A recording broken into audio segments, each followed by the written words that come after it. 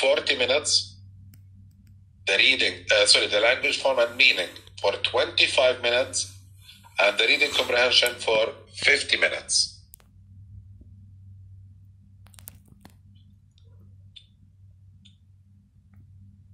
Okay, I mentioned a bit ago that students, if they decided to change their answer, to erase it cleanly from the answer sheets, because if they didn't do actually that, it's going to be recognized using our scanner as an error, and it might lead to delay in the score reporting to your side.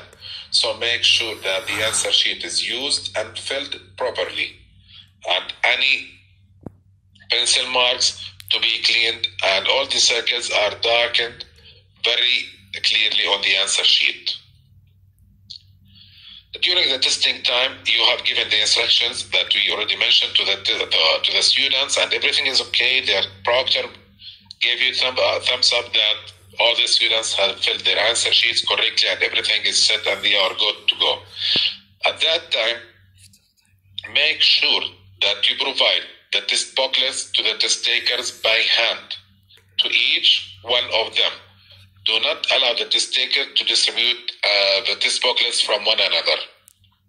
You can provide these test booklets to the proctor and he distributes them manually to each one of the test takers, or you can help him and do this also as a team together. But do not allow the test takers to distribute materials from one another. And show the students how to open the test booklets, because each test booklet is sealed from the middle. So show them how to break the seal, either with a pencil, with a ruler, or just tearing this seal by hand. The students have filled their answer sheets, test booklets are ready to start, and everything is set and you're good to go. Write on the board at what time you started and go ahead and start the CD. At that time, you already started the test. You start counting time. At that time, late arrivals are not allowed to the test room. So, during this administration until the end of the test, you have to make sure of multiple things actually.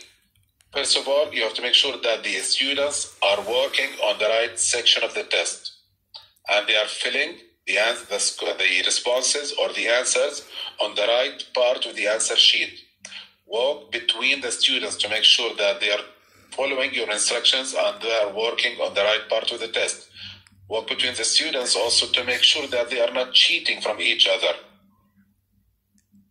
Keep reminding the students about how much time left for each section, but make it in a manner not to be distracting for the students. So you cannot announce the time every 5 minutes or 10 minutes even. If you are doing the reading part, for example, or the reading section of the test for the TOEFL Junior, tell them now you have 50 minutes for the reading part. After 20 minutes, tell them you still have 30 minutes. Then after that, in 15 minutes, tell them that you still have 15. Then 10, 5, 1 minute, time is up. So make sure that you remind the students about how much time left.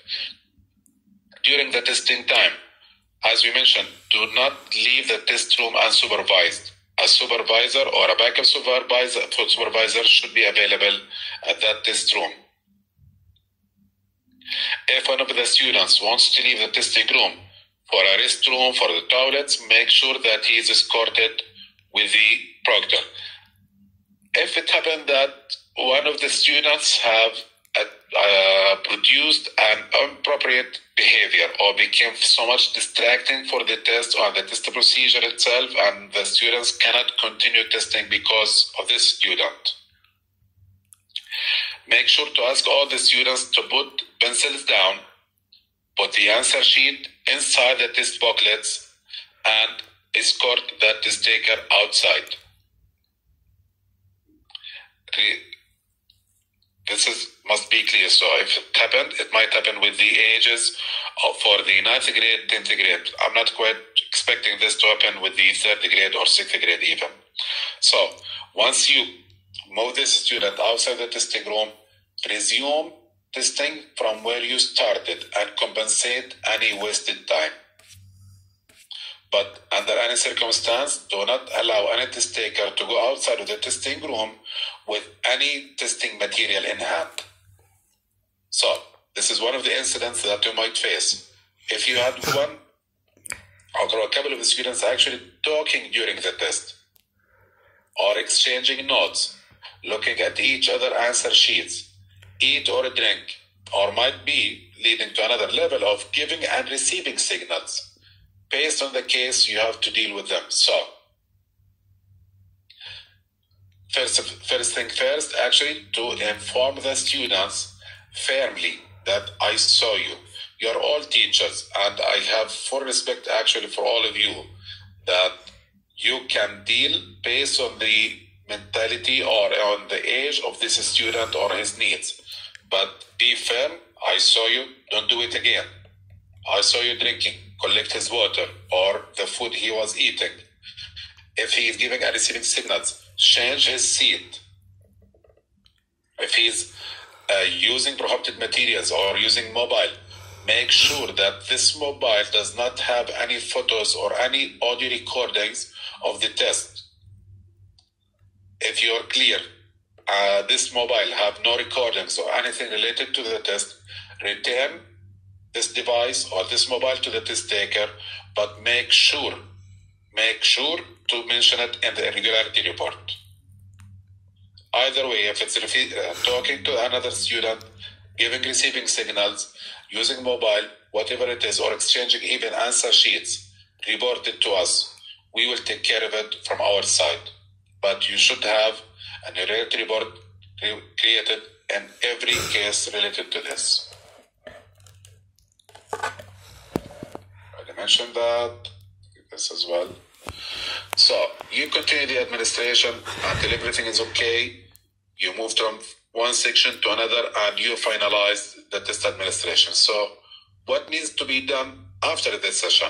So, you still have all the students seated and no one already left because they were doing the test already. And if you have a student who finished before the end of the time, do not allow him outside of the test room. All started together and all will finish together. So, when the time is up, fairly inform the students that the time is up. Please pencil down, put your answer sheet inside your test booklets.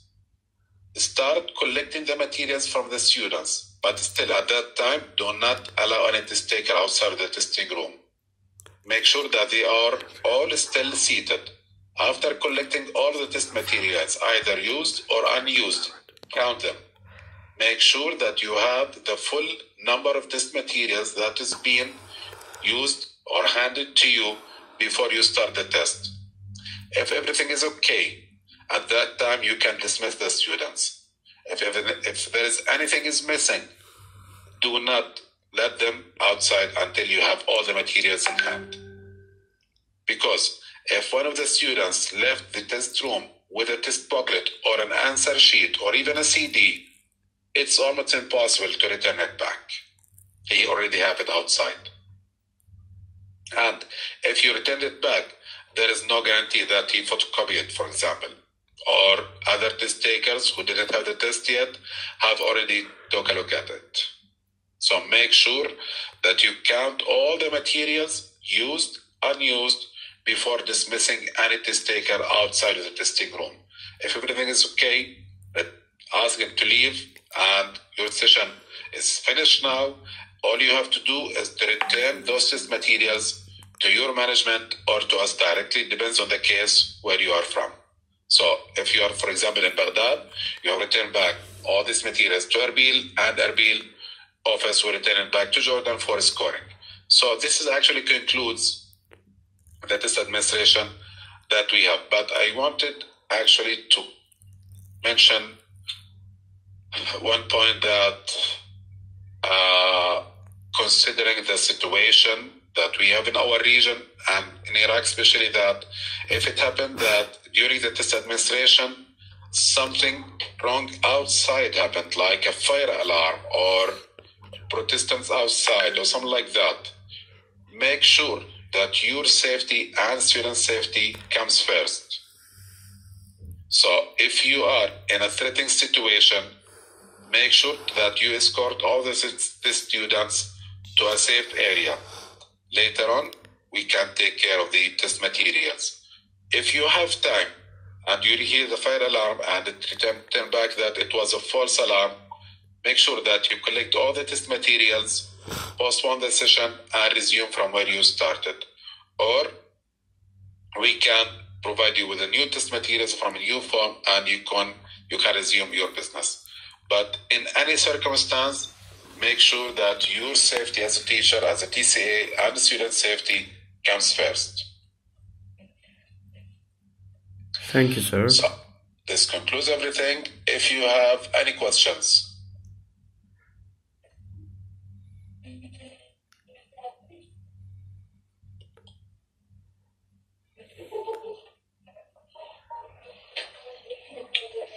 You are now allowed to speak, actually.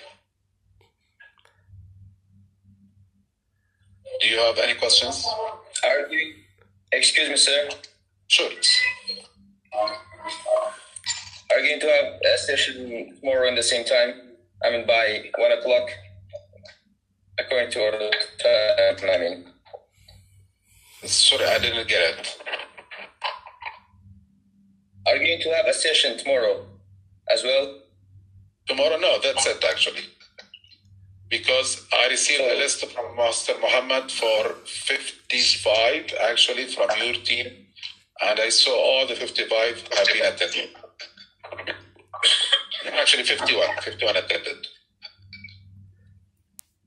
Thank you. I will ask a question. Good, go ahead. From where you started until the end, these explanations, there will be a manual, including all of them, or almost everything covered? Almost everything covered. But the manual will be handling more about the test administration itself, how to fill the answer sheets with the students. But the regulations related to the spacing, to the lighting, things like that, it's only mentioned in this presentation. To cover this, I will be sending you a PDF copy of this presentation. It will be wonderful, better. No problem. I have it as a note here. Another question. Sure. I saw the form, and the form I just saw grades. I didn't see anything about the age. About the age? Yes, they said that TOEFL Junior is for 11 to 15 years old. Yes. Yeah, maybe the student is great, but the age is not suitable. Actually, yeah, you have the choice from where to start with the TOEFL Junior and TOEFL Primary. For TOEFL Primary, actually, for example, TOEFL Primary, I think the manual says 8-year plus or 9-year plus. So do you think that your students at the age of 9 years, the third grade, will be able to sit for the TOEFL Primary test and pass it? So it's your decision to make, because it does give you almost an open window of age of which that you can use for the test administration, for this test type. So if you think that TOEFL Junior will be more effective if we used it with the students from the 9th grade, for example. So you can say 9th grade is good for TOEFL Junior and the others will be using only TOEFL Primary. So it depends on the students of yours, actually. Okay, thank you. No problem. I will ask one more thing.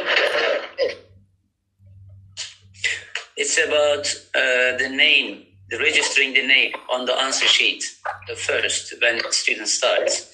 Okay. The TOEFL Junior. Actually, yeah, it is to you and at the same time to the friends. Because here, how can I say, naming first his name, father's name, or grandfather's name, that issue fully I didn't understand. So I hope my friends understood, or if needed any more clarification. Okay, it's very easy actually. Okay, you will start with the, globally actually we use family names. Yeah. Kurdistan, I've just realized that it's a special case and you don't use family name, you use only grandfather name. Is that correct? So each student will start by writing his grandfather name, empty box, his first name, empty box, father name. So we have a 3-syllable name. But we have surname as well. Which is? Like family name? It depends actually. If you're in Kurdistan and you use family name, start with the father name. If you are, for example, in Baghdad, we are still in Iraq, but they are using family name. So they will start with family name, then first name, then father's name. It depends on the case that you have. But I should have at least 2 to 3 names for each student available in the answer sheet so I can easily identify each one of them when at least returning back the score reports. So if I have 2 students have the same name as Muhammad and grandfather name as Ahmad, how can you tell each one of them? Yeah, it is right. Okay. It happened actually in Jordan so many times that the family name even is the same among another students, like 2 cousins at school at the same class with the same family name. But yeah, it might happen. Can I just clarify one thing? Sure. Let's say my name for a foreigner here. And there are students who are also foreigners here, and they are asking this way.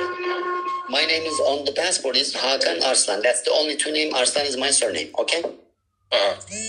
But officially, or in the Kurdistan, it is used as Ahmed, Hakan, and then my father's name, Ahmed, and then my grandfather's name, Abdul Qadir. So Hakan, Ahmed, Abdul Qadir is used here. So students who are foreign will be confused what to write. Because in all the official papers, we are using Hakan, Ahmed, Abdul Qadir, like my name, my father's name, and my grandfather's name. So they are going to be using the passport or the other official legal name. You are making it very difficult for me. Come on, man. I've never had a beforehand. It is difficult for us too. I was actually... Yes. Let's mention something not related to the tester training. I was requested to go to Kurdistan in December, actually, to do this training. And I was very much looking for this visit. And it happened that the coronavirus and the war and things like that, I'm still very much angry and sad not to have this trip done. But I'm quite sure that I will make my best to do it this year. But having this scenario that you have 2 different names, one is used in public and the one that you use on passport. And sometimes it happens that they are different. Okay, let's establish first point. This test is going to be used internally for the school, not going to be used or accredited outside. Yeah. So that's 1. 2, it's not a requirement for another test. So if you pass, for example, TOEFL Junior, that does not qualify you to do another testing. So whatever the name used for school registration, you use it. I think this is going to be more even easy for the school to assign or to relate each student with his score. So it depends on the name used within the school registration. But one more thing, when do we have the quiz which you mentioned? Sorry? When do we have the quiz which you mentioned? I didn't get what you said actually. Can you write it on the chat screen? I can tell you, we just had this training, and you said there would be a test. When are we going to take it? The test I will be sending you today, the manual. And we said the manual and the presentation. And today is Monday. On Sunday next week, I will be sending you all the invitation to do the test. So you will have Tuesday, Wednesday, Thursday, Friday, Saturday, almost 5 days to prepare for this quiz. Is that good? That will be online. Yes, it's going to be online, and it will take something around 15 minutes only, 20 minutes at most. Okay. Sir, I have got a question. Sure. About a speaking exam for primary school. How would Yes. you give a little bit information about it?